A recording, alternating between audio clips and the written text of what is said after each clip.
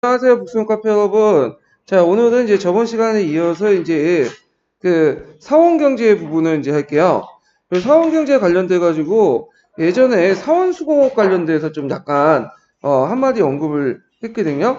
자, 그러면 이제 그 사원전을 이제 보면요. 고려 시대에 이제 사원은 종교 영역뿐만 아니라 여러 가지 경제적인 어떤 영역까지 확대됐고, 그리고 이걸 바탕으로 해서 훌륭한 예술품도 만들고 했거든요. 근데 그에 따라 또 부작용도 되게 많아요. 종교 그 사원이 여러 가지 이제 토지 경영도 하고 식리 활동도 하다 보니까 많은 이제 민폐를 끼쳤죠. 그래서 사람들에게 원성도 사고 그것이 나중에 불교계 폐단과 또 연결돼 가지고 조선시대 들어와서 이제 조선에 들어가면서 불교 비판 그리고 이런 억압 이런 것들 어떤 배경이 또 돼요. 자, 그러면 일단 그 사원의 이제 토지 경영을 볼게요. 자, 고려 시기의 사원은 대토지를 지배했는데 요걸 이제 우리가 이제 알고 있듯이 뭐라고 얘기하냐면 사원전이라고 하죠. 사원전. 사원전. 그래서 사원은 식리 활동이나 상업 활동에서도 많은 수익을 확보했지만 그 중에서도 이제 토지가 제일 안정적인 수입 중에 하나였고요. 그 다음에 이제 그 외에도 이제 여러 가지 또 재정 수입이 있어요. 뒤에 얘기했지만 이자를 꺼준다는 등 그다음에 물건을 만들어 갖고 이제 뭐냐면 팔아 가지고 이득을 챙기는 이런 것들로 이제 행동을 수익을 확보했죠. 자, 사원의 토지는 여러 계기를 통해 마련했지만 가장 중요한 것은 국가로부터 분급받은 것이다. 그래서 국가는 태조 때부터 개경에 조용된 여러 사원이라든지 이후에 조용된 헌화사, 흥화사 같은 주요 사원에 토지를 지급했고요. 이때 이제 토지는 경작제로부터 소출의 10분의 1 정도 거둬들인 수주지였다. 이렇게 이제 보시면 되겠죠. 자, 이때 이제 사원전은 그 소유권적인 어떤 그 사원전도 있지만 수조지, 그러니까 수조권만 준 사원전도 있다는 걸 이제 알 수가 있겠죠. 그 후에 이제 사원은 개간이나 매입, 신자의 신합 이렇게 토지를 확보했고, 그러나 사적으로 노력된 확보한 토지는 원칙상 국가의 조세를 부담해야 된다. 자, 이때 사적으로 노력한 확보한 토지는 소유권이 누구한테 있는 거죠? 사원한테 있는 거죠. 그래서 이 사원한테 있기 때문에 그 당시 당시 지세는 누구한테 내야 돼요? 국가에게 내야 되겠죠. 자, 그런데 이제 보통 이렇게 이제 그 확보된 사원전, 소유권성 사원전은 세금은 내야 되지만 실질적으로는 세금을 거의 안 내요. 그게 이제 뭐냐면 고려 후기 때 이 사패전을 이제 들 수 있는데 이 사패전은 이제 분급 대상, 사패권 그 사패 분급 대상 중에 하나가 사원이 들어가 있어요. 그래서 이 사원은 사패권을 분급받고 사원전 이제 사패전을 만드는데 되게 사패전은 이제 전 시간에 얘기했듯이 뭐와 뭐가 동시에 있죠? 소유권하고 수조권이 있어. 그러니까 소유권과 수조권이 동시에 있다는 거는 뭘 한다는 거죠? 면세권을 가지고 있다는 거예요. 면세권을. 예. 자, 그 다음에 사원의 토지도 상당히 많았다. 그래서 그 예가 이제 쭉 설명되고 있죠. 그래서 전국의 토지의 8분의 1의 엄청난 토지를 가지고 있고요. 그 다음에 토지로부터 수입을 확보하기 위해서 사원은 갈린 지장을 파견했다. 그리고 이제 사원은 농어와 종자를 소유하고 또 농민에게 대여하고 그리고 대개 사원의 토지는 그 일반 농민들이나 부분적으로 노비들 주로 이제 외고 노비들 있죠. 이런 것들 이제 운영됐다 이제 볼 수가 있고요. 그리고 사원에 지배하는 토지는 먼 곳에 위치했고 한 곳에 집중되어 있고 됐지 않아 여러 곳에 분산됐다는 게 또 특징이에요. 그리고 여기에서 좀 눈여겨볼 게 뭐냐면 장생포거든요. 이 장생포는 좀 외워두세요. 그래서 지도서에도 나오고 가끔씩 이제 교과서에도 그 장생포가 나와요. 장생포는 어떻게 생겼냐면 되게 큰 돌로 이렇게 돼 있죠. 그리고 여기에는 이제 이게 사원이 어디 이게 땅 여기까지다. 그러니까 있잖아요. 토지 경계선이야. 그러면 왜 장생포를 세웠냐? 일단 그 보면 이 장생포를 세워짐으로써 경내의 토지와 민을 배타적으로 독점하여 지배할 수 있으며 분산된 경우가 크게 달랐다. 그래서 이 장생포가 세워진 거는 이 지역은 토지와 민을 그냥 우리가 배타적으로 독점 지배할 수 있다는 권한을 주는 거야. 이거는요. 예. 근데 이제 요 장생포는 대개 보면 이제 그러니까 사원전 중에 어떤 곳에 집중된 토지에서만 이렇게 보이거든요. 그러니까 분산된 토지. 그러니까 조금만 영세적인 사원전은 안 보여. 근데 사원전이 어떤 특정한 지역에 그 집중적 분포됐을 때 요게 이제 장생포가 보여. 근데 대부분 사원전은 아까 얘기한 것처럼 되게 분산되어 있다고 했죠. 토지가 집중되는 게 아니라. 그러다 보니까 이렇게 장생포에 세워진 사원은 매우 드물었어요. 그렇지만 일단 교과서에 이 문장이 그 그림이 나오기 때문에 장생포와 그 의미를 좀 기억을 해두시면 될 것 같아요. 그리고 이 장생포는 또 불교는 이제 세력을 확대시키는 것을 경계하는, 이제 견제하는 목적도 있어요. 국가 권력 입장에서는 이렇게 장생포를 세워줌으로써 여기까지만 너희들이 이제 먹고 나머지 먹지 마라. 예. 그래서 그 사원전 확대를 막는다는 그 의미도 또 있거든요. 그래서 이제 이런 두 가지 의미가 있다. 이렇게 좀 기억을 해 두시면 되고요. 자, 그 다음에 그 밑에 이제 사원전에는 다수의 노비도 있어요. 사찰 노비라고 하죠. 그래가지고 이 사찰 노비들은 여러 가지 잡일을 또 해요. 그리고 사원의 토지도 경작하기도 하고. 그래서 사찰 노비 중에 이제 뭐 알려진 사람은 없지만 그래도 좀 약간 연결된 사람은 누구냐면 예전에 이이민 있죠. 이이민의 그 어머니가 사찰 노비였어요. 사찰 노비. 자, 그래서 이제 이런 것도 있다. 그 다음에 이제 뒤에 넘어가 식리활동을 보는데, 식리활동은 뭘까, 이거는? 경제활동이죠, 경제활동. 여기 장생포가 있네요. 네, 이거 좀 보시고. 자, 식리활동은, 여러 가지 경제활동이야. 그러니까 앞에서 언급했던, 그 사찰에 소유하고 있는 사원전도, 운영도 마찬가지지만, 운영도 이제 식리활동에 포함되어 있지만, 그 외에 여러 가지 식리활동들이 많아요. 그 중에 이제 중요 식리활동이 뭐냐? 이거는, 일종의 고리대를 하는 거예요. 고리대. 예. 그래서 이제 이 고리대 같은 것들을 이제 하는데 이 고리대의 자산이 있어야 될 거 아니에요. 그 당시에는 고리대의 자산이 뭘까요? 지금 돈이죠. 근데 그 당시에는 돈이 널리 이제 화폐가 일반화되지 못했던 시대이기 때문에 되게 이제 어떤 거냐. 여기에서 보시면 알겠지만 포나 곡물이에요. 예. 포나 곡물. 그냥 헌물화폐죠.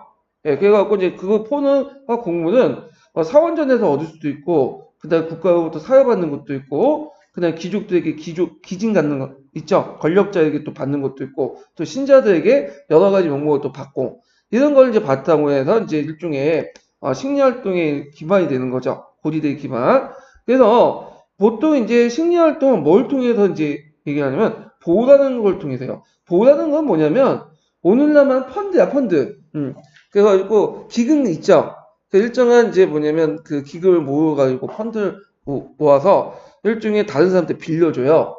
빌려주고 거기에서 고리대로 칭해가지고 얻는 거죠. 대표적인 방법이 뭐냐면 보통 춘대춘합이라고 하죠. 예, 봄에 빌려주고 가을에 이자 함께 본전을 받아서 받는 건데 이자율이 상당히 높죠. 그래서 고리대다. 예, 그래서 이것 때문에 백성들이 원망을 많이 샀어. 이런 것 때문에. 그래서 이제 이 보호의 종류를 보면 이제 겉으로는 상당히 좋아요. 자기가 고리대 해갖고 뭐냐면 백성들 뭐냐면 수탈한다 그렇게 얘기하지 않겠죠. 그래서 뭐 경보니, 종보니, 기일보니, 팔관보니, 강학보니 이런 식으로 해. 그러니까 경전을 만들거나 아니면 팔관회 같은 행사를 준비하거나 그다음 종을 만들거나 사찰을 만든다. 등등등의 명목으로 해가지고 보호를 만들어요. 그럼 물론 이 보호의 운영에서 그런 것들이 좀 있겠죠. 아예 없는 건 없지만. 근데 실질적으로는 뭐냐면 이런 명목으로 이제 뭐냐면 한다고 해놓고는 뭐냐면 이게 이자 고리대로 해갖고 벌어지는 거야. 그래서 일부는 뭐 종 만들고 사찰 만들고 그런 데 쓰지만 일부는 또 뭐냐면 사찰에서 부를 축축하는 그런 수단을 사용했다. 그래서 하여튼 이런 행동을 많이 했다 그거죠. 자, 그래서 이제 여기에서는 이제 뭐 나름대로 그런 이제 뭐냐면 사찰 활동에 대해서 사찰이 이런 식리 활동에 대해서 그 뭐냐면 하는 것을 그 당시에 뭐 제약시 여기지 않았고 그 다음에 또 뭐 충군기에 도움을 줬다 이런 식의 좀 긍정적으로 서술돼 있어요. 근데 되게 교과서나 통론에서는 별로 안 좋게 보죠.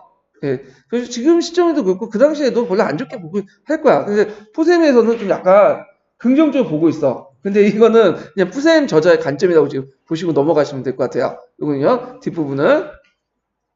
자, 그 다음에 고려시기의 사원은 모두 활동이 아니라 사원 활동도 같이 했어요. 그래서 되게 이제 사업 활동에 대해서 여러 가지 이제 했는데 자신들이 이제 뭐냐면 그 물품의 구매자이고 또 판매자예요. 왜냐면 일단은 사원에 들어가는 이제 그것들이 되게 많죠. 건축할 때 자재도 필요하고, 그 다음에 여기 오면 불교 행사 할 때 물품도 필요하고, 승려들 용품도 다 사와야 될 거냐. 예. 그리고 또 뭐냐면 사원이 저 자체적으로 수공업도 같이 해. 그래서 이걸 이제 뭐라고 하냐. 사원이 소유한 이용 물품과 가공물을 판매하는데, 자, 이 가공물을 이제 만들기 위해서 사원 수공업이 발달됐어요.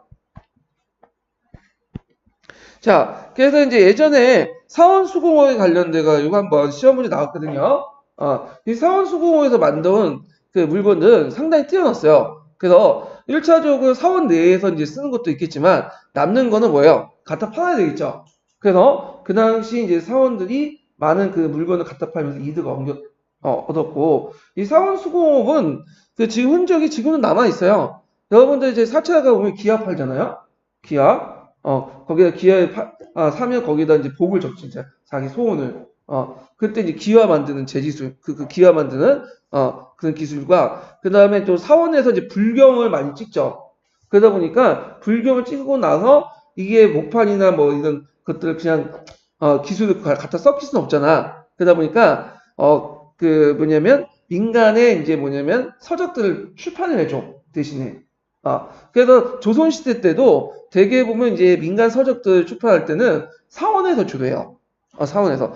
물론 국가적인 어떤 뭐 용빈 어천가나 조선왕조 실록이나 이런 것들은 국가에서 하지만 대개 보면 민간에서 만든 그 양반들의 어떤 문집이라든지 여러 가지 책들은 사원에서 출판을 해. 그만큼 상당히 뛰어난 기술을 가지고 있었다. 이렇게 좀 기억을 해 두시면 돼요. 자, 그래서 이제 이렇게 있고, 그 다음에 이제 그 사원에 교육한 물품들이 뭐 다양하죠. 미국, 차, 마늘, 그 농산물 같은 것들이나, 그 다음에 직물이나 기와 같은 수공 생산물, 그 다음에 복밀, 이게 복밀이 이제 꿀이죠. 이런 것들이나 소금, 술, 이런 것들을 했고, 특히 이제 사원이 좀 눈여볼 게 뭐냐면, 술을 갖다 팔아.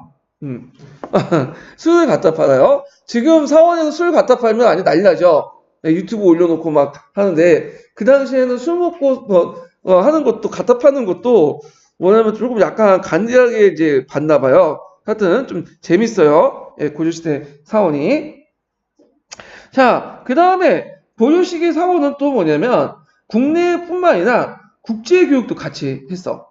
예, 그래서, 왜냐하면 사원에 소유된 물품 중에 국내에 조달하기 어려운 것도 있는데, 자, 예를 들었던 게 뭐냐면, 단청의 원료. 단청의 원료라는 것은 여러분들 알다시피 이제 그 그린 탱화 있죠? 탱화를 그리거나 이런 것들은 이제 그 원료가 필요한데 이런 것도 국내 생산 안 되다 보니까 원나라로부터 사다 드리고 그 다음에 이제 뭐 불교 경전 같은 거 있죠? 이런 것도 이제 구입하고 등등 있어요. 그래서 그 불교 경전 중에 대표적인 게 이제 뭐냐면 대장경 같은 것도 있죠. 자, 그 다음에 또 사원은 또 불교 행사도 하죠. 그래서 이제 불교 행사를 통해서 여러 가지 뭐랄까 사회적인 어떤 사회적인 어떤 그 공동체 의식을 또 깨울 수 있는 장소도 제공해주고 뭐 등등. 그래서 여러 가지 뭐냐면 또 활동도 많이 해요. 그리고 이제 그 사원 활동이 이렇게 하다 보니 사원의 경제 활동이 활발하다 보니까 이게 이제 뭐냐면 의천이 화폐를 주주하다는 이른바 주존론을 펼칠 수 있는 또 배경이 돼요. 예. 물론 이 주존론을 펼칠 수 있는 주장했던 게 뭐냐면 여기 뭐 사원의 경제 활동 이제 배경을 들고 있지만 여러 책에서는 또 이게 있어요. 이 사람이 그 송나라에 유학을 갔었죠, 몰래. 그래서 그 송나라가 그 당시 상품화폐 경제가 발달됐으니까 이걸 보고 드는 걸 바탕으로 이제 주장한 것도 있어요. 근데 여기에서 이제 사원 경제와 관련돼 갖고 여기 이제 했다. 주존론을 제시했다. 뭐 이런 것들. 자, 그 다음에 이제 사원의 이제 이런 경제활동 외에도 또 사원에서 제일 중요한 게 지금도 있지만 모든 종교 활동에서 제일 중요한 게 뭐예요? 사회적 약자를 구제하는 활동이죠. 이것도 동시에 했어요. 그래서 빈민들에게 구제 활동도 했다는 거. 예. 그래갖고 이런 것도 쭉 있고요. 이 사례들이 쭉 나와 있죠. 그래서 이런 것도 있는데 이건 뭐 그렇게 중요하지 않을 것 같아. 예. 그냥 자, 그래서 이렇게 해서 한번 사원과 관련돼 가지고 이렇게 얘기를 했는데 자, 그 다음에 이제 다음 장에 넘어가서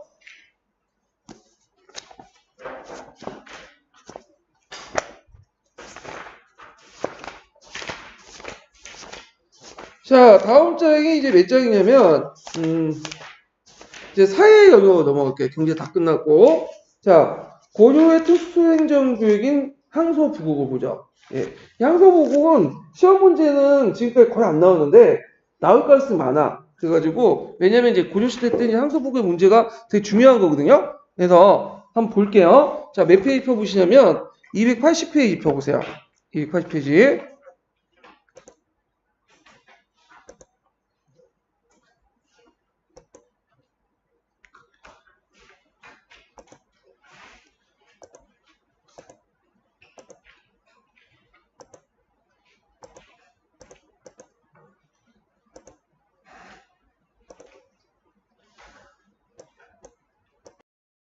자, 항소부국을 볼게요. 항소부국은 그 고려 시기에 이제 전형적인 그 지방 행정단인데 상당히 이제 약간 고려만의 어떤 독특한 면을 상당히 가지고 있죠. 그래서 예전에도 얘기했지만 항소부국에 살고 있는 사람들 예전에는 천인으로 봤어요. 근데 이제 요즘에는 양인으로 보죠. 그렇지만 여기 천하였기 때문에 이제 청민 취급 받는 거죠. 그래서 이 계층 신량역천이라고요. 신량역천. 자, 그래서 이제 그 항소부국을 볼게요. 보통 항소부국을 보통 묶어서 이걸 뭐라고 얘기하냐면 부국제라고요. 부국제. 총칭해서. 예. 그래서 이제 이 부국제에 대해서 이제 한번 얘기를 해볼게요. 자, 부국제는 고려 이전에 시기에 발생을 했죠. 그래서 이제 그 고려 시대 때 통일신라 때도 각 부국이 존재를 하고 있었죠. 그런데 이거를 이제 고려 초에 태조가 이제 9년제를 개편하면서 또 재편을 했는데, 자, 이때 이제 그 여러 가지 이제 기원이 있지만 대체적으로 뭐냐면 태조 왕건에 저항했던 그 호족들 있죠. 그들이 통치했던 9년들을 강등해서 부국을 이뤘다는 설이 있어요. 그거 외에도 예전에 너무 이제 그 호족들 큰 데 있죠. 그래서 그 호족들 세력을 큰 데를 태조가 인정해가지고 항소부국을 만들었다. 항부국을 만들었다는 설이 있어요. 예. 그런데 이제 이 두 가지 설이 있는데 이거는 이제 뭐냐면 태조 왕건의 저항으로서 9년을 간등됐다는 첫 번째 설을 이제 채택하고 있어요. 그 외에도 이제 항부국 외에도 부국제는 소가 있죠. 소. 소는 통일신라에 없고 고려시대에 처음 있었던 거예요. 그래서 이 소는 이제 그 뭐냐면 나중에 이제 조선시대 때 점점 없어지죠. 네, 요거는 좀 뒤에 얘기하고. 자, 그래서 이제 항부국은 군가 현호 삼아 운영하기에는 토지와 인구가 적은 곳에 설정됐고 규모는 작긴 하지만 독자성의 인정에 9년의 하부 초작으로 편되지 않았다. 그래서 9년보다는 조금 작은 행정단이었다. 그래서 이게 이제 일본과 중국의 그 뭐냐면 고려하고 좀 다른 게 있어요. 일본과 중국도 뭐도 있죠? 얘도 부국이 있어요, 부국. 그래서 이제 이 부국인데 일본과 중국은 이 부국이라는 그 집단은 어떤 거냐? 신분적 의미가 좀 강해요. 근데 고려 같은 경우에는 상대적으로 볼 때 행정구역의 성격이 강해. 이 차이가 있어요. 네, 이게 실제 지도서에 있는 내용이거든요. 그러면 고려시대 때도 이 사람이 신량 역천이니까 신분적 성격도 있겠죠. 근데 이건 상대적인 거예요. 아예 이제 일본과 중국은 얘는 천민 집단이고 얘네들은 신분상 양이고 행정구역이 좀 약간 그 규모가 일반 규모 작은 거야. 근데 여기 너무 많은 부담을 하기 때문에 사회적 천대받는 거죠. 그래서 비교해 볼 때 상대적 의미에서 고려가 행정구역적 의미가 좀 강하고 근데 이에 반해 일본과 중국은 그 신분적 의미가 강하다. 이렇게 좀 기억을 해두시면 돼요. 자, 그다음 소는 특정한 물품을 생산하기 위해서 설정된 곳인데 소에서는 금, 은, 동, 철, 강상문이나 시, 주, 직물, 종이, 도자기, 뭐 숯, 목 같은 수공업 같은 것들 생산을 했죠. 자, 그 다음에 소의 규모는 조선 초의 니나 촌 이런 규모고 그 다음에 이제 항소부국의 이제 위치를 보면 뭐 배삼임수의 지리적 조건을 가지고 있다. 그래서 이제 방어나 피난에 유리하며 땔감이나 식수를 조달하기도 어렵고 조달하기도 편리하다. 그래서 그 또 비교적 넓은 농지와 그다음 농업용수 쉽게 확보할 수 있는 농경에 매우 유리했고요. 그다음 소 주변에는 그 농경지를 가지고 있었다. 그래서 이런 등등 입지 조건들을 이제 설명하고 있고요. 근데 이 항소부국이 상당히 이제 뭐냐면 많이 분포돼 있어요. 고려시대 때. 그래서 조선시대 자료긴 하지만 대개 보면 이제 하삼도 지역 있죠? 우리가 경상도, 전라도, 충청도 그 지역의 이제 그 비율이 이제 뭐냐면 상당히 높았다. 상소부국의 비율이. 그래서 이제 학자들이 이제 뭐냐면 이들을 천민 집단을 안 보는 이유가 뭐냐면 항소부국민이 전 인구의 거의 반에 가까워. 근데 그 상황에서 항소부국을 천민으로 법제적으로 천민으로 해놓으면 국가가 유지가 안 되는 거죠. 전 인구의 반이 뭐 노예 같은 이제 노비 같은 신분이며, 그러니까 이제 이거는 말이 안 된다. 그래서 이는 법제적 양이지만 신분상 사회적 천대를 많이 받았기 때문에 여기 고대 갖고 식량 영천 취급받고 있다. 그렇게 이제 결론을 내고 있죠. 자, 그래서 이 관련된 내용이 여기 뒷부분에 있어요. 각자 읽어보시고. 자, 그 다음에 향소보국의 이민과 이 이렇게 볼게요. 향보국 소는 토지의 인구 규모에서 구면보다 작았지만 하나의 행정구역이었고, 여기도 향리가 있어요. 향리. 예. 그래서 향리가 있고, 이 향리들이 이제 여러 가지 업무를 보려면 뭔가 기반이 있어야 될 거냐, 경제 기반. 그래서 공회 전시가 같이 잘려 있죠. 그래서 이제 이렇게 보면 그렇지만 대체로 향리의 수나 공회 전시의 규모는 되게 인구 규모가 또 작았기 때문에 일반 군용보다 좀 열악했고, 그 다음에 이제 이곳에 있는 토착적 세력의 향리가 있어 각기 향사, 부국사, 소사에 모여서 지방 행정 사무를 처리했죠. 그 다음에 이제 있고 뒤에 이제 향소부국에 거주하는 주민들은 국학에 입학하거나 과거에 응시할 수 없었고 승려가 될 수도 없었어요. 예. 그리고 혼인에 따른 신분 귀속에서도 천민 같은 대우 측면이 있었다. 그래서 이제 그 당시 일반 군현도 가끔마다 향소부국으로 강등되는 경우가 있어. 왜냐하면 고려시대는 이제 조선시대 좀 그렇지만 상대적으로 고려시대는 더욱 그런 게 더 많았어요. 그래서 일반 군현에서 왜 강등을 시키냐? 거기에 이제 반란이 일어났거나 아니면 이제 적이 공격했는데 금방 항복했거나 아니면 거기 출신에 있는 관리가 진짜 대역죄를 저질렀거나 그럴 경우에는 뭐냐면 강등을 하는 경우가 있었어요. 그러면 강등 안 당하려면 어떻게 해요? 또 가서 이제 중앙관리에 뇌물 먹고 모면하고 뭐 이렇게 이제 했는데 자 하여튼 이런 것들이 존재하고 있었다. 이렇게 좀 기억을 해 두시면 되고요.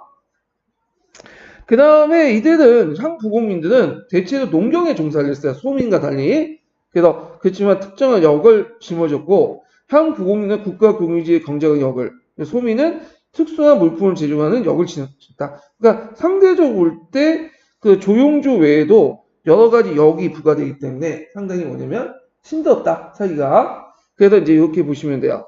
자, 그 다음에 그 밑에는 소와 관련된 내용들이 쭉 있죠. 그래갖고 그 당시 소가 얼마나 힘들어가지고 납품을 했고 그들이 또 전문적인 기술을 또 가지고 있었다. 뭐 등등 그런 내용이 있고요. 그 다음에 이제 거기 망이망소의 난 아시죠? 망이망소의 난은 이제 그 어디에서 일어났죠? 명확소에서 일어났죠. 명확소.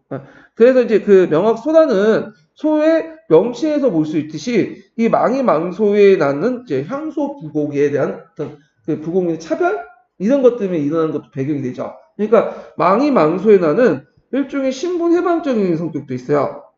그래서 고려시대 때 이제 농민 그 봉기 등의 특징 중에 뭐냐면 단순한 농민 봉기뿐만 아니라 거기에 여러 가지 이제 요인들이 또 플러스 되죠. 하나는 이제 삼국 부흥 운동이라든지 또 하나는 또 이렇게 신분 해방 운동 그런 성격도 같이 있는데 이 신분 해방 운동의 성격이 제일 강한 게 망이망소의 난이에요. 예. 그래서 이제 이 명확소는 지금이 어디 있냐면 그 예전에는 공주부에 속했어요. 공주부에. 예. 그래서 공주부에 속해 있는 이제 그 지역이었는데 지금은 대전 있죠. 대전 유성구 알죠? 네, 유성구에 속한 거야. 그래서 유성구가 지금은 대전에서 좀 잘 사는 지역이에요. 예. 그러니까 대전도 보면 이제 구시가지, 신시가지 있잖아요. 그 신시가지 쪽에 이제 뭐 아파트 단지 몰려 있고, 제가 아는 동생인데 그 유성구에 있는데 거기 그 대전에 유지더라고요. 그래서 있는데, 근데 그 당시에는 좀 약간 못 살았어. 그래서 이걸 이제 망이망소에 나는 이제 명확수가 뭐 하는 곳이냐? 뭐 여러 가지 설이 있는데. 뭐 수술 생산하는 탄소 보는 견해도 있고요. 철수다. 그 다음에 다소다 등등 있는데 우리가 이걸 뭐 다 기억할 필요 없겠죠? 근데 교과서에서는 되게 보면 이제 뭘로 보냐면 수소에 생산한 탄소? 이렇게 보고 있어요. 견해가 있다. 그래서 이제 이런 것도 이제 쭉 있다는 걸 좀 기억을 해두시고, 자, 그 다음 뒤에 넘어가서, 자, 그 다음에 향소 보국에 거주하는 사람이라도 사회적 체제가 다 동일한 건 아니에요. 왜냐면 지금도 우리 아무리 못 사는 동네에 있더라도 강남 그 이제 그 살고 있는 사람보다 더 잘 사는 사람도 있고 강남에 살고 있는 사람도 못 사는 사람도 있잖아요. 그래서 상대적으로 좀 약간 뒤떨어진 동네이지만 그 안에서도 계층 간의 차이는 있어요, 분명히. 자, 이 중에 이제 향소 부근에서 이제 거주하는 사람 중에 제일 윗다가는 뭘까요? 향리들이죠. 향리 토호적 위치에 있고, 그 다음에 일반민들도 이 향리 통제를 받았다. 그래갖고 보통 이제 우리가 망이망소이라고 했는데, 그게 이 사람들 일반 농민이라고 보는 견해도 있는데, 망이망소이가 향리 출신이라고 보는 견해도 있어요. 왜냐면, 향리 정도 지위가 돼야지, 그 당시 명확소에는 소민들이 따라주지, 일반 서민이 와가지고 뭐 앞장 쓴다고 해서 따라주지 않을 것 같다. 그래서 나름대로 영향력이 좀 있는 향리 출신 아닐까? 이렇게 보고 있어요. 예. 그리고 있고, 그 다음에 이곳의 향리는 토성에 분정받아 토성을 가지고 있었다. 토성이라는 것은 뭐냐? 자, 그 당시에 고려 중국 후기에 넘어가면 예전에 고려 전기 때까지는 성을 받는 계층이 한정돼 있었어. 어떤 계층이냐면 일단 왕족이고, 그 문벌귀족, 그 다음에 지방 호족 중에 대호족들 있죠. 잘해봤자 중소호족들. 근데 이제 밑에는 항리나 이렇게 향소 부국에 있는 사람들은 토성을 받지 못했어요. 근데 고려 중후기로 넘어가면서 이제 일촌 일성 정책이 시작해. 한 개 촌에는 한 개 성을 분배하는 그런 정책을 하면서 성이 조금씩 일반화되기 시작하거든요. 그래가지고 물론 이제 그 향소 부국에 있는 모든 사람들이 다 받지는 않았지만 일부 이제 항리층도 이제 성을 분배받았다. 이렇게 이제 볼 수가 있죠. 자, 그래서 이제 토성의 수가 일반 9년보다 적어 향리 집단 수가 9년보다 적었다는 걸 알 수 있고요. 그 다음에 향소 부국을 가난한 토착 향리들은 지방간이 파견된 주요부터 여러 가지 또 간섭과 통제를 받았죠. 경제적 침탈도 받았고. 그래서 그 고려시대 때 지방행정구역은 지방행정 제도의 특징은 뭐냐면 신분적인 어떤 그 성격을 갖고 있죠. 그 주연이 속교를 지배하고, 그다음 주연이 또 속교과 함께 향소 부국을 지배하고, 그래서 어디에 사느냐에 따라서 신분적 차별을 받아요. 예, 이런 것도 이제 있고. 근데 이제 향소 부국은 고정된 채로 있는 것이 아니에요. 그래서 어떤 전공을 크게 세웠거나 이런 여러 가지 이유로 9년을 승격되는 경우 있죠. 그리고 이제 9년 승격될 경우에도 경우는 통상 국가의 공이 있거나 그 다음에 고위 관리가 이제 배출되는 경우인데 그거는 극히 이제 일부분이에요. 아주 드물 경우죠. 예. 그래서 특히 이제 국가의 공이 있는 것들은 이제 뭐냐면 그 지역에서 이제 열심히 싸워가지고 뭔가 외적을 물리쳤다? 그러면 이제 현원 승격시켜주는 사람도 있어요. 근데 징징대가지고 또 현원 승격 주는 것도 있죠. 일시적으로 명확소의 망이망소의 난이 나니까 이 망이망소의 난을 좀 잠재우려고 그 명확소를 충순형으로 약간 올려줬잖아요. 그러다가 이제 망이망소의 난을 진압하고 나서 어떻게 또 강등시켰죠. 뭐 이런 경우도 있었다. 자, 그래서 이제 이렇게 있고요. 그 다음에 뒤에 보면 이제 항소보고의 이제 해체와 소멸을 볼게요. 자, 고려 중기부터 이 항소보고의 그 동요가 일어나. 왜냐면 그 당시 그곳에 살던 많은 민들이 조세, 여격, 공부 등 가중한 수탈과 여러 가지 사회적 처치를 위해서 떠나가게 되죠. 그리고 이제 그들이 살고 있는 항소보고를 떠나서 건세가의 몸에 위탁하고 그 다음에 또 임자원 땅에 들어서 경지를 개간하게 신생촌이 형성되죠. 자, 그러면서 이제 조선 초에는 조사된 지지에 따르면 9년보다 많은 망성이 존재했다. 자, 이 망성이라는 건 뭐냐면 원래 이제 아까처럼 토성제도가 있었다고 했죠. 예. 그런데 이 토성제도가 있었는데 이 토성을 받는 향리들이 거기에 이제 계속 거주하면 되는데 너무 살기 힘드니까 향리들도 힘들어요. 그러니까 다른 지역으로 도망가요, 와버려. 그러면 그 집안 자체가 아예 없어지는 거야. 그러면 이 토성이 어떻게 해? 흔적조차 없게 되죠. 이게 망성이야. 그래가지고 이런 망성들이 많았다는 거는 그만큼 뭐야? 도망가는 사람들이 많았다는 거야. 향리 계층 안에서도. 자, 그래서 이제 이렇게 있고 특히 소 같은 경우에는 이 공납물을 이제 납부해야 되는데 이게 너무 힘든 거예요. 그러니까 도망가고 그러다 보니까 자연스럽게 뭐 소가 해체되죠. 그죠? 그리고 이제 국가주도의 지방제도 개편도 향소보국의 소멸을 초래한 요인이 됐고요. 그 다음에 그 외에도 또 뭐냐면 그 무신정변 이후에 항소보국민들이 되게 반란이 많았죠. 그러니까 이제 물론 진압은 했지만 국가 입장일 때는 이들 계속 진압을 하고 막 힘을 들이니 차라리 일반 군용으로 편입시키는 게 낫겠다. 그래서 이제 뭐냐면 항소보국을 해체시켜가지고 일반 군용으로 편입을 시켜놔요. 그러면서 이제 조선 초에 태조 때 지방구역 행정개편을 할 때 이때 완전히 항소보국이 없어지게 돼요. 예. 그리고 이제 이때 이제 국가는 또 자신의 영향력 확대시키기 위해서 또 9년에 지방간을 파견하기 시작하죠.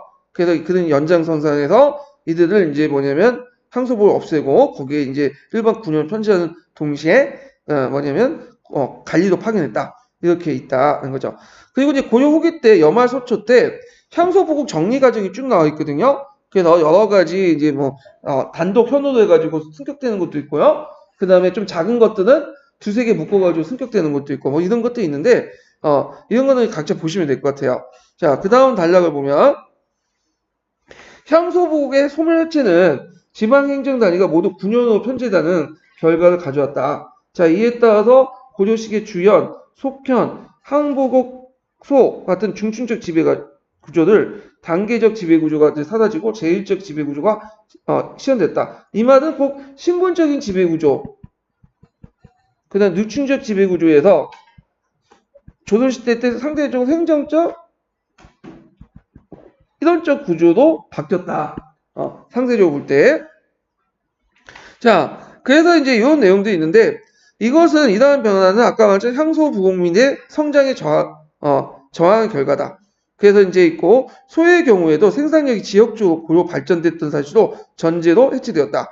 예. 그래서 이제 대개 보면 고려 시기 때는 어떤 식으로 사람들이 사냐면 거촌 중심으로 살았어요. 이렇게.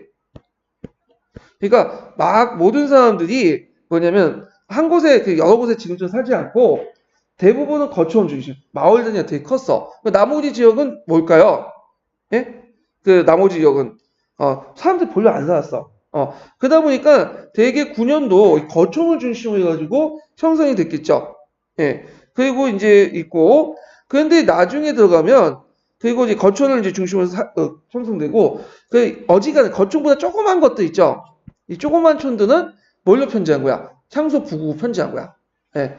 근데 이제 나중에 고조 후기 들어가면, 이제 농장의 발달에서 이제 볼 수 있듯이, 간척 사업, 개간 사업들이 많아요. 그러니까 좀 전에 벌어졌던 항우지들이나 이런 것들이 막 개간을 하게 돼. 그리고 인구도 증가되죠. 그러다 보니까 거기에 새로운 이제 뭐냐면 그 마을들이 형성되기 시작한 거야. 그래서 이제 사람들이 예전에 살지 않았던 곳에 사람들이 살기 시작하고 인구가 이제 한 곳에 집중되는 게 아니라 분산되기 시작해요. 자, 그러니까 예전에 이런 구조에서 이쪽은 9년제로 하고 여기는 향소부국 이렇게 편제했는데 이게 이제 뭐냐면 평준화돼.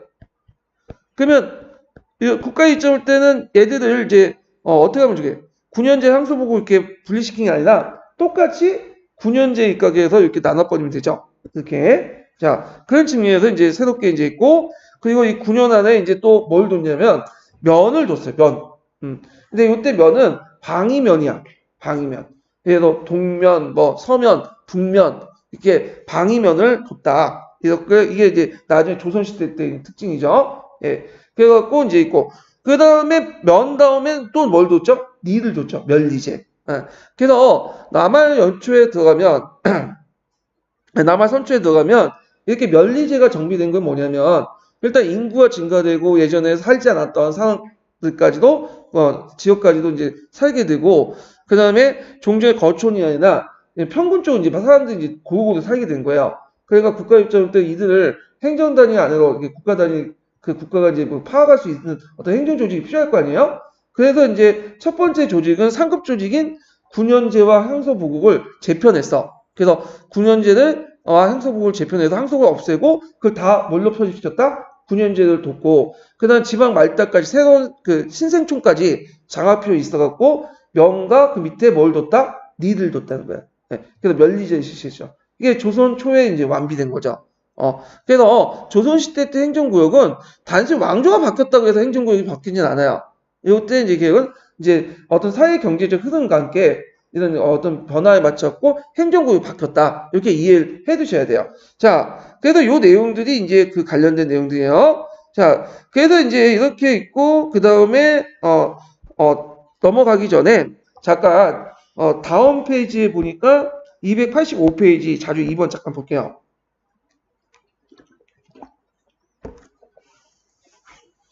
자, 여기는 이제, 신증 동국여지슬람이라는 책에서 나온 건데, 보면, 이건 이제 왜 제가 이제 언급하냐면, 예전에 객관식 기출문제 그 수공업과 관련돼서, 소수공업과 관련돼갖고, 좀 약간 관련된 지문들이 나왔기 때문에, 이제 얘기를 한번 볼게요.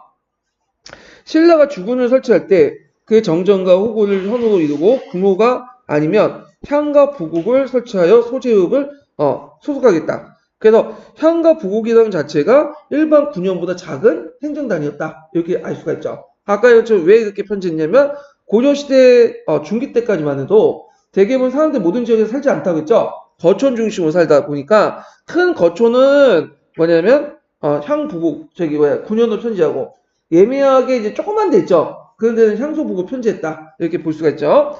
그때 이제 고려 때 소라는 게 있어요. 그래서 소인데 여기 보면 금소, 음소, 동소, 철소, 사소, 주소, 지소 등등등등등등 이게 있죠.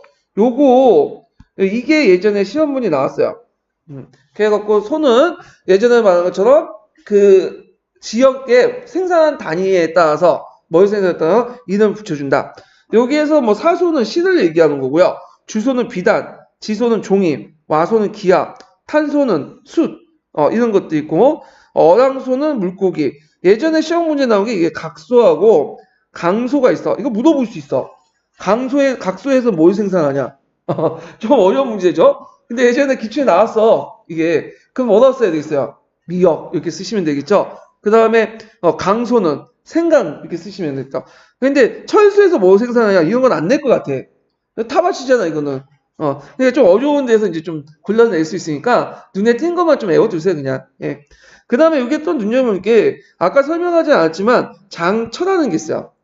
보통 우리가 이제 나중에 7차 지도서에서 좀 얘기하겠지만 부국제라고 이제 패키지로 묶어서 얘기하잖아요. 이 부국제 안에는 향도 있고 고려시대에 부국도 있고 그 다음에 소도 있고요. 그 다음에 장과 처도 있어요. 네. 이 장처는 뭐냐? 이거는 일종의 뭐냐면 궁전이나 사원전. 네, 궁전이나 사원전. 궁중이나 사원전, 내장전 있죠. 이런 것들 얘기야. 그러니까 궁중이나 그 다음에 왕실, 그 다음에 사원에 쓰는 그 토지를 얘기해. 그걸 그 뭐냐면 장처라고 해요. 그 장처도 두 가지 경우가 있어요. 하나는 아예 그냥 궁중이나 사원에서 소유권이나 수조권 다 갖고 있는 게 있어요. 네. 그 다음에 또 하나 수조지만 있는 것도 있어. 이 두 가지 케이스가 있어요. 자, 이것도 패키지를 묶어가지고 뭐라고 한다? 부국제 뭐냐면 그 편입을 시켜요. 근데 이제 특징이 뭐냐면 이건 나중에 얘기할게요. 하여튼 그런 게 있다. 그 다음에 이제 그 이와 같은 곳에서도 모두 토성과 아전과 백성이 있었다. 김부시 편찬 삼국사 지휘조 모두 실지 못하고 뭐 이런 것들 이거 각자 읽어보시고 그래서 이제 신증 동국 여지슬람에 있는 이 뭐와 관련된 부국제 고려시대 부국제와 관련된 내용이에요. 자, 그래서 이제 이렇게 있다는 거 좀 기억을 해두시고 그 뒤에 보면 이제 신증 동국 여지슬람의 부국의 분포 이런 것들이 있고요. 자, 그 다음에 이제 보면 그 자료 7번에 보면 여기에 보면 이제 있어요. 자, 진역 부국인들이 혼인하여 낳은 자식은 모두 진역 부국에 속하게 한다. 그래서 이제 진역 부국인과 잡처는 거기 옆에도 있지만 하척이니 양수척 같은 예전에 이제 고조 백정 같은 무리들 있죠. 그 혼인하면 낳은 자식은 반을 나누어 속하게 된다. 그래서 등등 있는데 신분은 어미에 따른다. 그러니까 이제 거의 이제 이걸 볼 때 신분상 양이지만 대우는 거의 뭐예요? 천민 취급받았다는 걸 알 수 있죠. 예. 그래서 이렇게 있고 그 다음에 이제 뒤에 넘어가서 이제 관련 다음 장 넘어갈게요.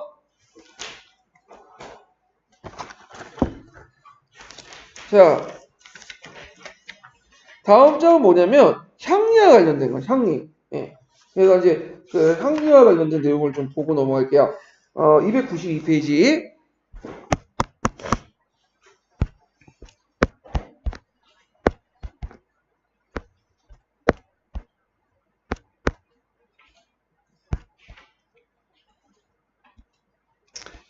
자, 고려식의 항리는 향촌사의 일제인 지배자였죠. 그리고 이제 향촌사를 일구었던 사람들이었고, 대개 이 사람들은 중간 계층이야. 그래서 조선과 달리 가거시험이나 여러 가지로 중앙의 간인을 배출했던 집단이야. 그 중에 대표적인 집단이 신진사대부, 이들도 항리 출신이었죠.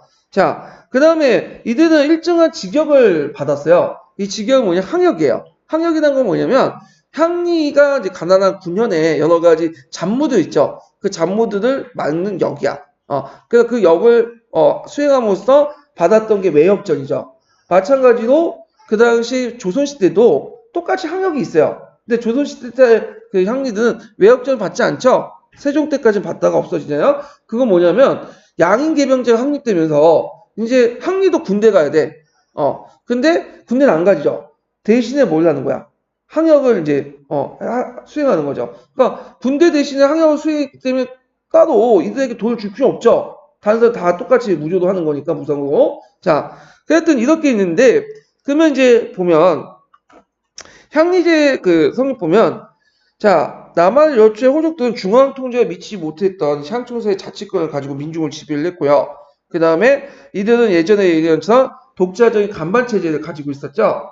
그래서 독자적이고 주체적으로 지방을 통치했다. 그래서 고조 초 이래 이제 이들이 할거하고 있던 지방 호족 세력들은 중앙 통제를 편제하는 걸 중요한 과제였다. 그래갖고 이제 성종 때 예전에 얘기하는 무슨 직제가 실시했어요? 향리 직제가 개편됐죠. 향리 직제. 그래갖고 이제 뭐 호장, 부호장, 호정, 부호정, 사병, 병정 등 이렇게 예전에 뭐 대등, 당대등, 건방지게 막 중앙 간제를 본받아갖고 자기 명칭이나 간청의 명칭이나 간원의 명칭을 갖다 붙인 걸 다 격화시켜갖고 이렇게 만들었어요. 그래갖고 중앙 간제와 좀 차별화시켰죠. 그리고 이때 이제 뭐 비슷한 시기에 또 뭐냐면 문무상계제를 실시했죠. 그래서 이 사람들은 어디에 이제 편제를 시켰냐면 무상계제로 편입을 시켰어. 중앙 간직은 문상계제로 편제시켰고요. 자. 그렇지만 이제 아직도 성종 때는 12목을 파견하고 네 그쳤고 대부분은 이제 9년은 지방간이 파견되지 않아 실제 권한은 향리대에 있었다. 자, 현종 때 또 한 번의 이제 정비가 있었죠. 그래서 현종은 그때 이제 2, 3차 이제 침해받고 나서 권한적인 2, 3차 침해받고 나서 이 지방제도의 이제 정비를 절실하게 느꼈어요. 그래갖고 향리제도의 개혁을 했는데 이때 이제 9년에 크게 했다 이제 향리수도 정하고 가단 향리수를 좀 조절하고 통제를 가려고 했죠. 그 다음에 이제 향리의 공복도 입는 옷도 국역화시켰어. 그래서 그들을 체계적으로 파악하려고 시도했다. 자, 그리고 이제 현종 때는 무엇보다 지방간을 다수 파견하여 직접 향리를 통제를 강화하려고 했고요. 그 다음 문종 때는 향리에 대해 9단계 승진 구정을 이제 마련했어요. 그래서 향리를 좀 질서 체계가 정형해지고 이를 더욱 쉽게 만들었다. 자, 그 다음에 이런 과정을 거쳐서 향리의 정치적, 사회적 지위가 한정됐지만 그럼에도 불구하고 향촌사에 갖고 있는 그들의 권한이 컸고 그 다음에 지방간에 파견된 주현의 수도 권한이 컸으며 당연히 지방간이 파견되지 않은 속효는 더욱 강력했죠. 특히 지방간이 파견되지 않은 속효이라든지 향소부국은 향리 그가 생사 여타를 좌우할 정도 상당히 권한이 컸다. 그 다음에 이제 향리의 이제 여러 역할 중에 이제 하나가 뭐냐면 매양 행사가 있어요. 매양 사천 매양비에서 이제 근데 매양 행사라는 건 뭐냐면 그 향나무를 묶는 거야. 땅에. 그러면서 누굴 기원하냐면 국태 민왕과 미륵보살 하생을 연모하는 그 민간 신앙이 매양 행사거든요. 그걸 이제 뭐냐면 향도 조직을 통해서 하게 되는데 그때 그 주도했던 그 사람들이 향리예요. 그래서 이제 사천 매양비가 이렇게 나와 있네요. 그래서 이 사천 매양비도 교과서에 나와 있어요. 그래서 한번 꼼꼼히 봐주시고요. 그래서 향리의 의상을 볼게요. 자, 향리는 고려 초에 토성을 이제 분정받고 근거지를 본관을 인정받죠. 예. 그러니까 토성을 인정받고 본관을 인정받는다는 것 자체가 뭘 의미할까요? 그 지역의 지배권을 인정받는 거야. 지배권을. 지배권을 인정받는다. 자, 그래서 향리는 지방세력의 실질적인 통치자로서 읍사를 구성해요. 운영했고. 자, 그 다음에 이제 읍사의 구성 내용들이 쭉 있죠. 호장이 몇 명이고, 뭐, 등등 있고. 자, 그래서 이제 호장층을 중심으로 해서 직전을 지급해서 이제 운영했다. 뭐 이런 내용이 있어요. 그 다음에 뒤에 넘어가서. 자, 향리의 이제 그 호장에 대해서 쭉 얘기했거든요. 뭐 이거는 이제 각자 보시면 될 것 같아요. 그렇게 중요한 건 아니까. 자, 그 다음에 두 번째, 세 번째 보면 향리는 그 당시 지방사의 문과 일을 경비한 유일한 지식입니다. 그래서 이걸 뭐라고 하냐면 능문, 능리라고 하죠. 능문, 능리 뭐야? 니는 뭐죠? 행정 실무. 문은 이거는 지식 같은 거. 그러니까 이제 교사도 이제 보면 능문, 능리한 친구도 있어야 돼요. 그러니까 행정실 실무도 봐야 되고 그 다음에 이제 가르치는 그 교과 내용도 같이 파악을 해야 되잖아요. 그러니까 능문능리한.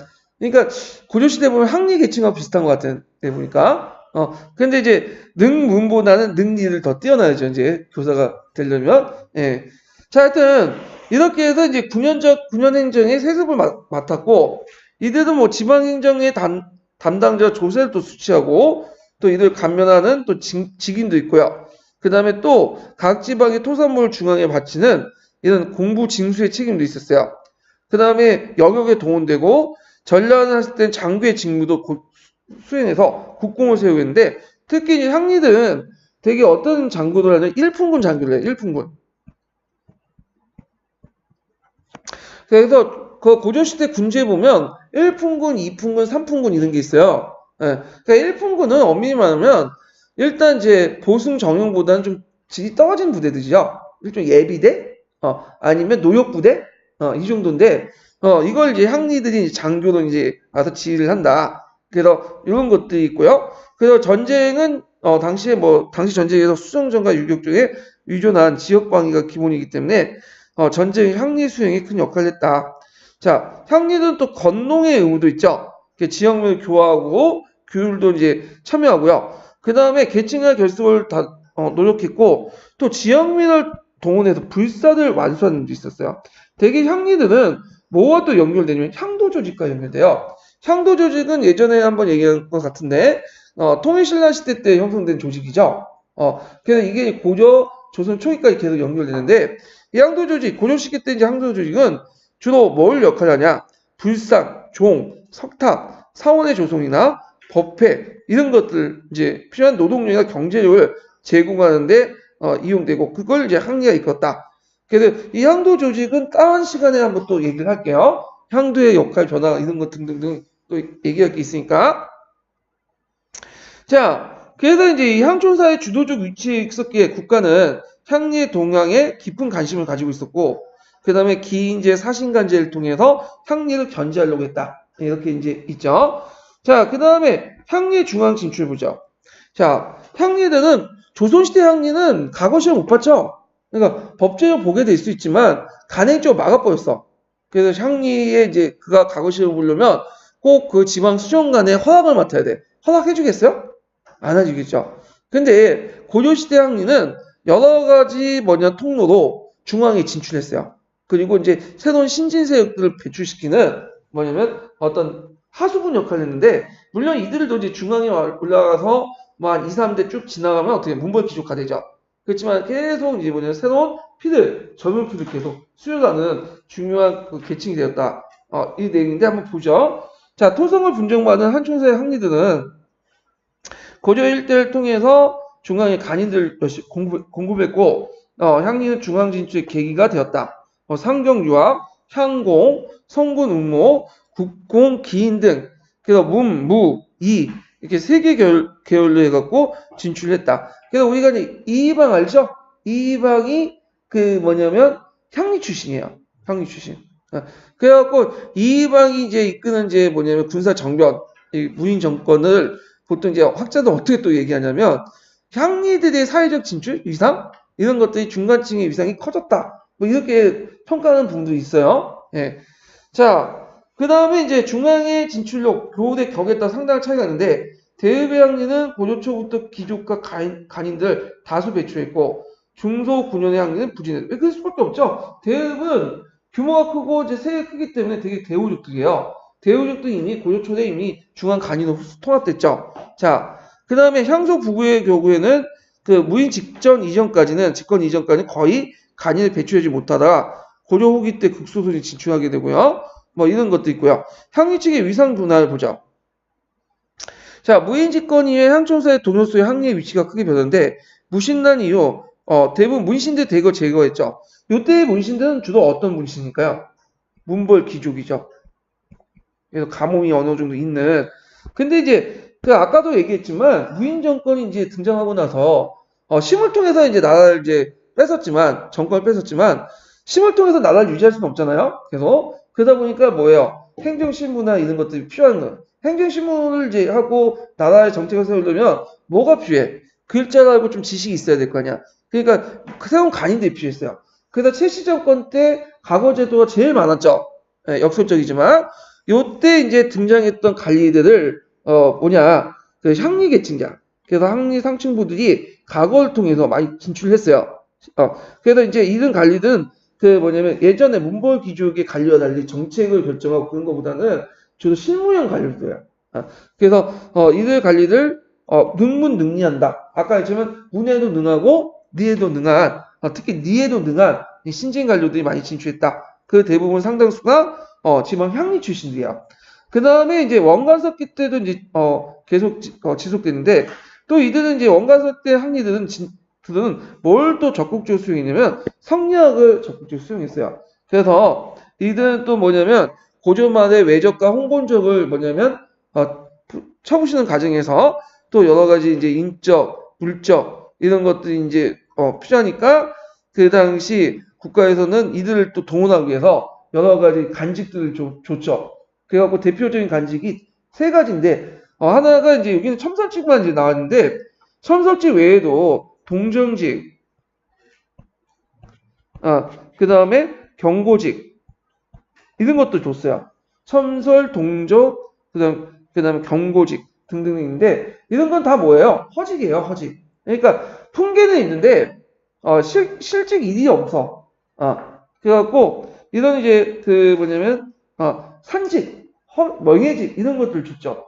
자, 그래서 이제 향리들이 사족화, 향리 지혜로부터 이제 사족화됐다는 건 이제 지방의 어떤 그 특정 세력들 아니면 이제 선비야, 지식이나 이런 것들. 물론 이때 이제 받은 동정직, 청설직, 그 다음에 뭐 이런 경고직 같은 이제 받은 향리들은 모든 향리 중에 뭐냐면 일부 향리에 불과해요. 일부 상층향리죠. 근데 그 상층향리가 다시 중앙에 와서 조선에 협력한 사람들이 그 오늘이 뭐냐 신진사대부가 되고요. 그리고 나서 그 중에 협력되지 않은 사람들이 이제 뭐냐면 나중에 그 외방 그 중에 하나가 이제 뭐냐면 한량간 있죠. 한량간이 되는 거죠.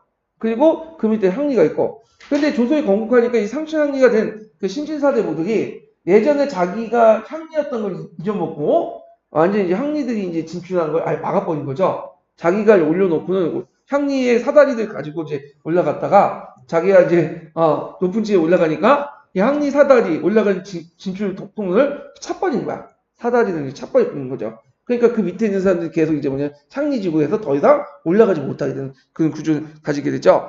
자, 그래도 이제 향리의 상층부가 이렇게 지위가 상승시킨 방면 향리의 토착에 있는 향리들은 처지는 크게 열악해졌다. 그래갖고 이제 무인 정권의 등장, 몽골 침입, 이런 민의 유망, 향초사의 동요 등등해서 역은 더더욱 고욕화됐고 그러다 보니까 향리들도 이 역을 피하기 위해서 아까 망성이 많았어요. 그래서 아까 얘기했죠. 원래 향리들이 토성을 받았다고 했잖아요. 근데 도망가는 사람들이 많아. 그래가지고 망성되는 경우가 많았다. 그러니까 향리사에서도 상층부들은 계속 뭐죠? 이때까지는 간인으로 이렇게 배출되고 지배층으로 등업이 되는데 중하층들은 이들이 오히려 그 했던 역들을 자기가 떠맡아야 되잖아. 그러니까 고육화됨으로써 어떻게 되죠? 도망가는 사람들이 많았고 그런 것들이 이제 뭐냐면 양극화 현상들이 일어났다. 이렇게 보시면 될 것 같아요. 자, 그 다음에 항청사의 주도적 지위도 이제 바뀌게 되는데 전함풍간, 향락풍간, 유황풍간 등등등 해가지고 풍간직들이 등장해요. 그래서 이런 것들 통해서 이제 새로운 또 그 신분층이 형성되고 이들이 또 그 상위 차지를 또 하고 그러면서 또 이들이 이제 주도권을 하다가 다시 또 중앙까지 올라가고 이런 구조죠. 그러니까 형리도 이제 여기 정리해 보면 여러 층이 있어요. 근데 요 중에 상층부는 계속 어디로 가죠? 중앙으로 올라가죠. 그래서 요 밑에는 또 올라가고 또 얘네들 또 올라가고 또 얘네들이 가면 또 얘네들이 올라가고 그래서 새로운 계층 구조가 계속 생기는 거야. 근데 밑에 있는 사람들은 어떻게 된 거야? 얘네들이 중앙까지 올라갈 때마다 그 밑에 있는 역들 밑에 있는 층들은 어떻게 되죠? 여기 전가되는 거야. 그러니까 이들은 어떻게 돼? 도망가는 거야. 이해되시겠죠? 자, 근데 조선의 사회가 들면서 조선사회가 들면서 향리가 됐던 이제 향리 출신이었던 신진사대부들이 이 올라가는 통로를 그냥 막아치고 그냥 차버린 거죠. 그러면서 이 나머지 사람들이 이제 뭐냐면 조선시대 때 향리가 좀 굳어지게 된 거야. 예. 그래서 요 내용들이 이제 있다는 걸 좀 기억을 해 두시면 돼요. 자, 그 다음 다음 장을 볼게요.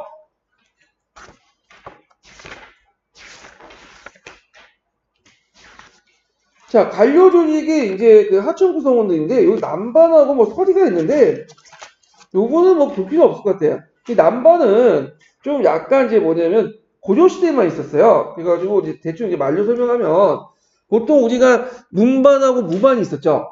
그래서 문반, 무반을 각각 동반, 서반 이렇게 하잖아요. 그래서 이제 왕이 이제 이때 그 남면하고 있을 때, 그 다음에 동반, 서반에서 동쪽 면과 서쪽 면을 같이 이제 나란히 쓰는 게 문반과 무반이잖아요. 그래서 이걸 두 대 합쳐 양반이 나왔는데 고조시대 때는 조선에 없는 게 있었어요. 그게 뭐냐면 남반이야. 그래서 왕이 그 남면하고 있으면 남쪽에 그 맞은편 북면하고 있는 집단도 있어요. 그 남쪽에 있는 집단, 남쪽에서 북쪽을 바라보는 집단, 이들을 남반이라고 했어요. 남반은 상대적으로 보면 동반과 서반에 비해서 지위가 당연히 낮아요. 그래가지고 이런 지위가 있었다 하는데 굳이 남반까지 볼 필요 없을 것 같아. 그러니까 이런 게 있구나. 개념 정도가 넘어가시면 되고 그 다음에 그 밑에 뭐 서리와 관련된 것도 있는데 서리도 여러 종류의 서리가 있어요. 그래서 대개 보면 이제 상층 서리와 하층 서리 이렇게 나눠지거든요. 근데 상층 서리 같은 경우에는 대개 이제 귀족들이 그 음서직을 받을 때 그 가덕이 단계로 받는 그 직이 서리직이에요. 그래서 이들은 상층 서리직 같은 경우는 풍간직으로 올라갈 수 있어. 그렇지만 중하층 서리 같은 경우에는 풍간직 못 올라가요. 예. 근데 조선시대 들어오면 아예 그조차도 상층 서리가 그 서리직이 이직이 그 뭐냐면 간직으로 이렇게 간풍직으로 들어가는 걸 아예 막았었죠. 예. 요 내용들로 이제 구성이 됐고요. 그 다음 장 넘어가죠. 자, 기술관도 뭐 양반으로 승진하다 했는데 이거는 그냥 한번 보세요. 예. 그래서 이제 이거 있고 그 다음에 뒤에 넘어가서 자, 노비를 보죠. 우리 노비. 예, 노비 좋아하시는 분들이 많기 때문에 자, 322페이지 예전에 한번 시험 문제 나왔던 거죠.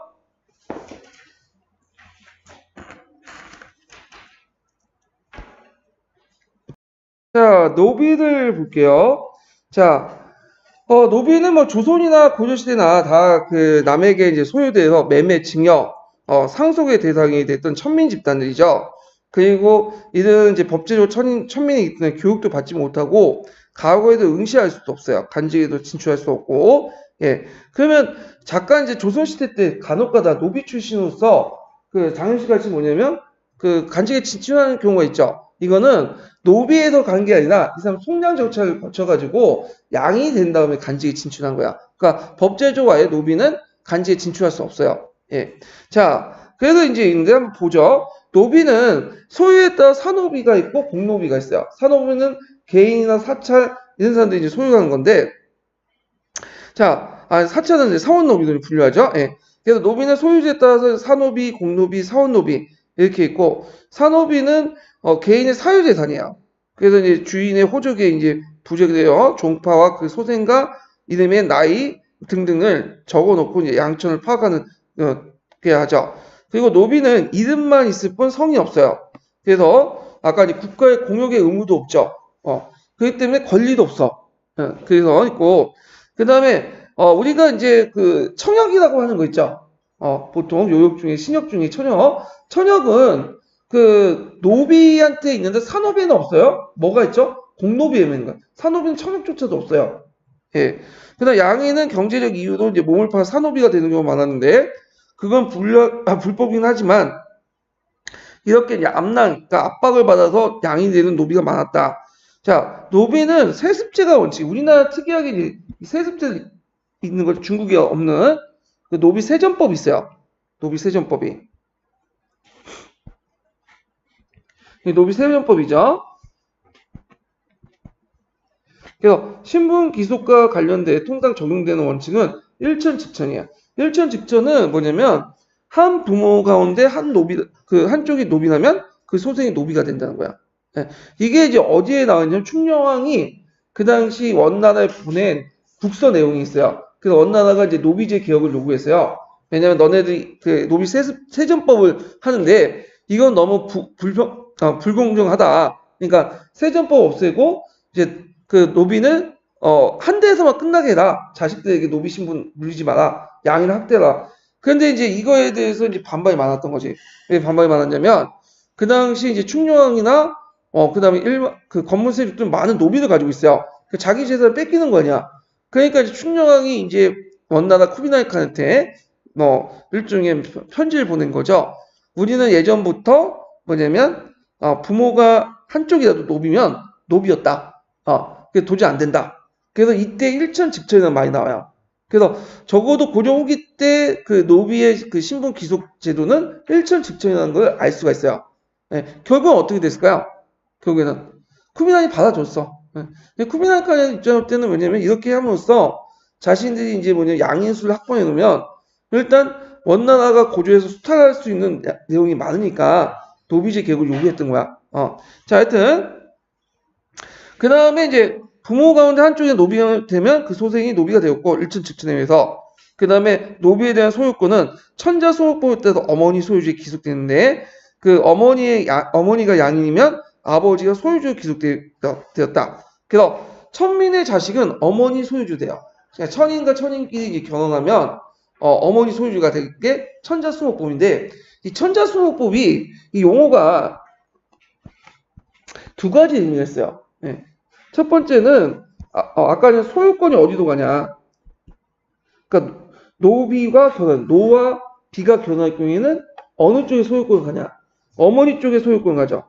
비의 소유권 가죠. 주인의.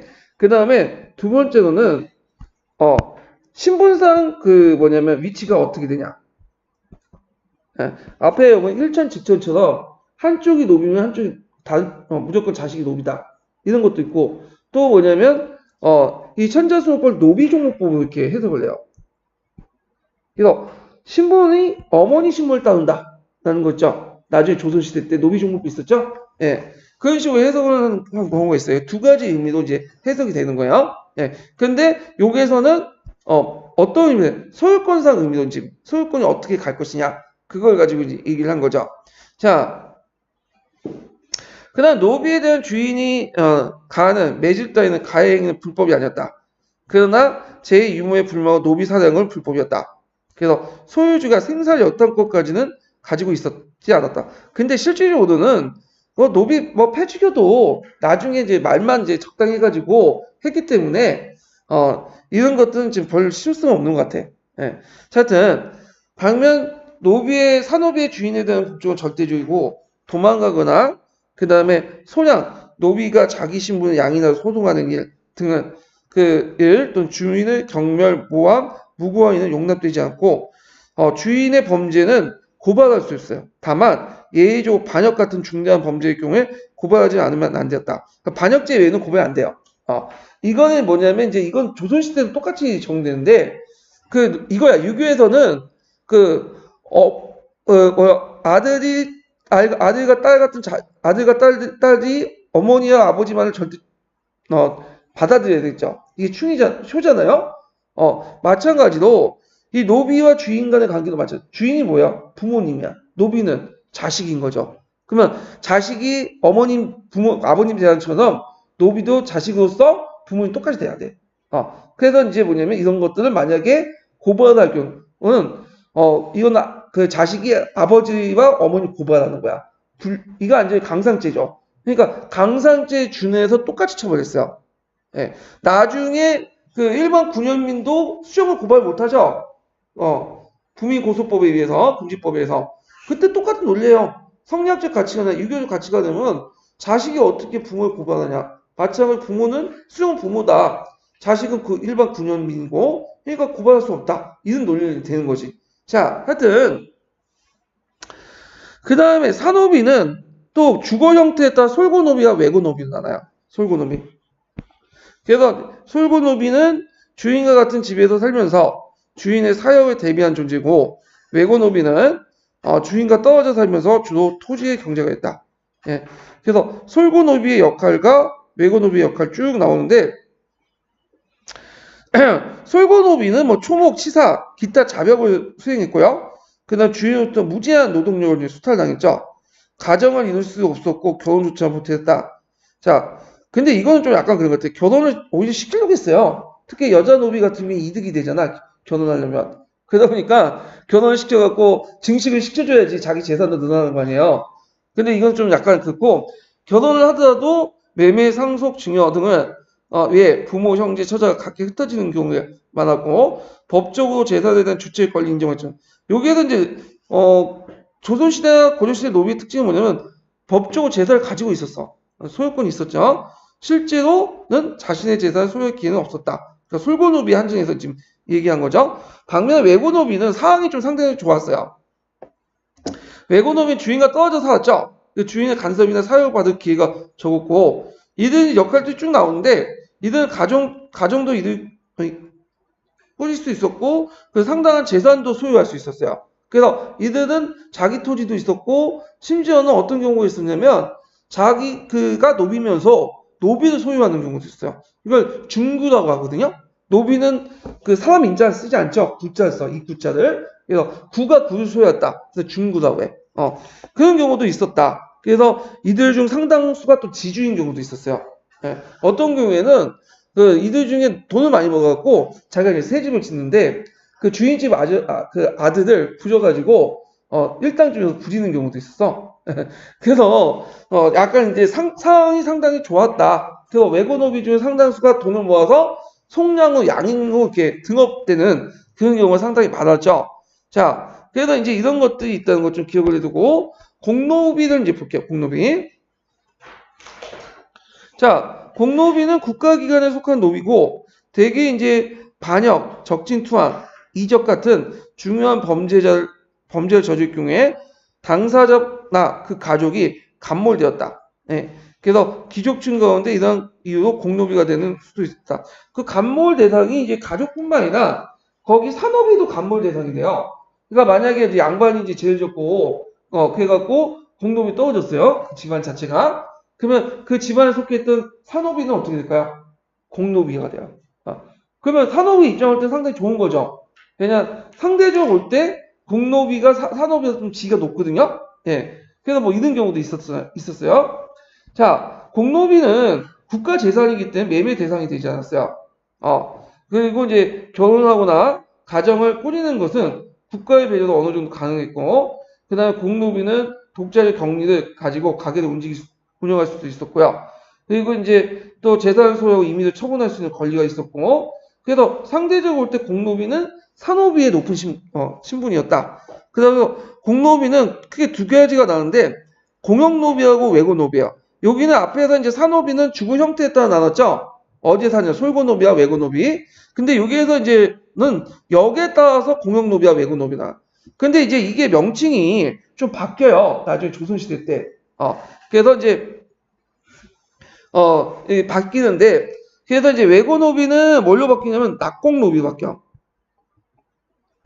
낙공노비. 그래갖고 이제 있고, 이렇게 이제 바뀌어요. 공영노비는 성상노비도 바뀌고, 나중에 좀 얘기할게요, 이거는. 자, 그래서 이제 외고노비다 해서, 공영노비다 해서 외고노비처럼, 달리 이제, 그 안에 살았던 거 아니에요. 공영노비도 밖에 살아. 가까운 데 살아요. 따로 살아요. 다만, 일 자체가 뭐냐면, 그 가나에 들어가서 일을 해주는 거야. 그러니까, 뭐라고 좀 얘기하는데, 거기 이제 가면 이제 행정관서에 보면, 사무엘 보는 사람 있죠. 잡일을 하는. 그러니까 오늘날 그런 사람들이 예전에 노비가 그 역할을 했어요. 공영 노비가. 그리고 이제 갖고 가다 중앙에 노비를 이제 올리거든요. 성상낸다고 해서 돌아가면서 이제 뭐냐면 중앙에 가서 이제 뭐가 잡일도 하고 뭐 기생 같은 것도 이제 하고 뭐 등등 그런 이제 노비들이 있었어. 그다음 외고 노비는 앞에서 이제 얘기한 것처럼 산업이 비슷해요.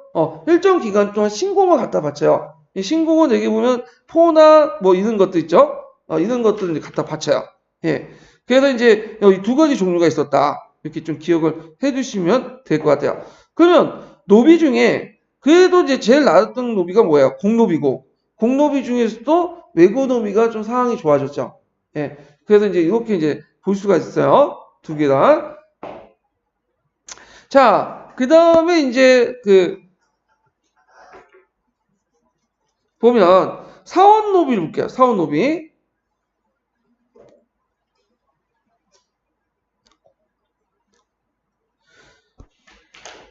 자, 사원노비는 사차에 딸려있는 노비죠.